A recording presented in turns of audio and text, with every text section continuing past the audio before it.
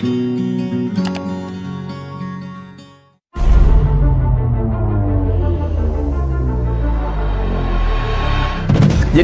orang-orang kafir sangat berbeda dengan kita orang beriman, Pak. Orang kafir itu berwalikan tauhid. Tauhid itu apa? Tauhid itu syaitan. Dan siapapun yang afiliasinya kepada syaitan itu tauhid. Dan kalau saya mengatakan orang-orang kafir ini berwalikan tauhid syaitan, itu dalam arti sebenarnya, Pak. Jadi yang mimpin dunia sekarang ini, Pak, terutama mereka-mereka yang merupakan non-state actors, ya, aktor-aktor non negara tertentu, yang biasa disebut dengan istilah elit global, Pak. Ya. Ini kan elit global yang ngatur dunia sekarang ini, Pak. Yang mana mereka itu nggak ditentukan oleh dia warga negara apa, tidak. Dia bukan keberpihakannya karena warga negara, tidak.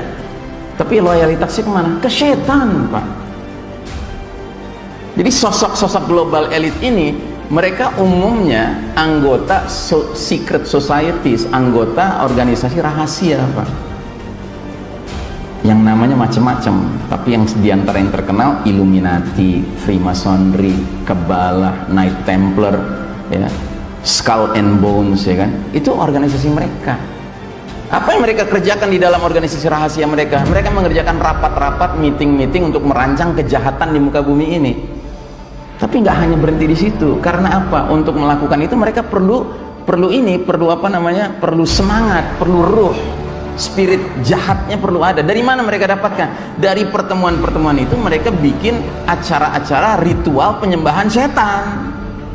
Ada ritualnya, Pak, di situ. Bentuknya apa? Kadang-kadang bentuknya menghadirkan anak bayi, sembelih, diminum darahnya, dimakan dagingnya. Anda mungkin nggak percaya apa yang saya katakan, Pak. Tapi kalau Anda mau explore, Anda bisa temukan info itu. Jadi ini real, Pak. Kalau Allah bilang orang-orang kafir berwalikan tauhid setan, itu real, Pak. Makanya aneh kalau kita masih percaya aja, ya kan?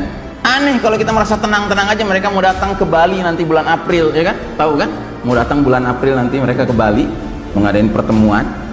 Saya sebut aja namanya lah ya, nggak usah pusing-pusing kita mikir siapa sih yang dimaksud artisan nih. Ya Rockefeller, ya Bill Gates, mereka mau datang, Pak. Kenapa mesti di negeri kita? Karena negeri kita ini negeri muslim terbesar di dunia, Pak. Yang kalau ini udah bisa mereka kuasai, Pak, selesai dunia Islam. Gitu. Selesai, Pak.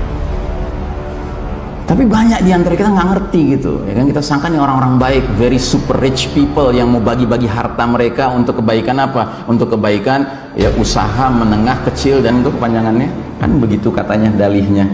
Ada 3 program mereka mau bahas di Bali nanti bulan April.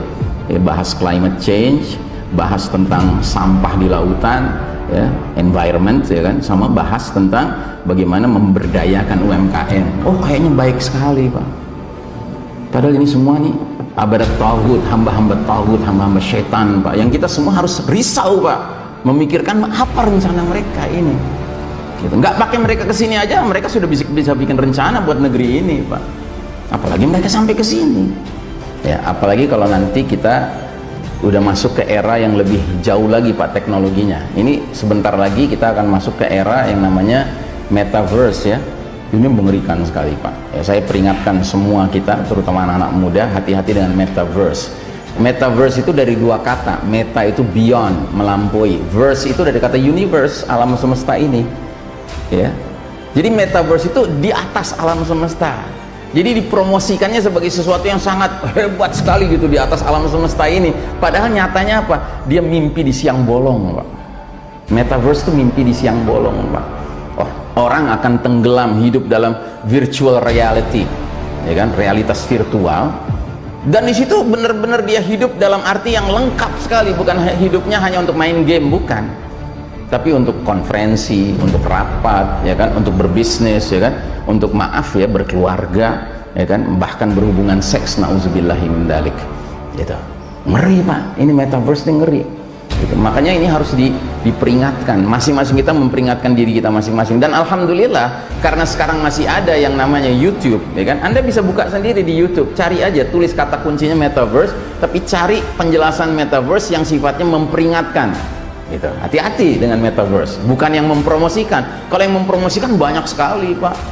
ya kan? Dan kalau kita kena promosinya Pak, nanti kita akan hidup dalam kepalsuan yang berkepanjangan Pak.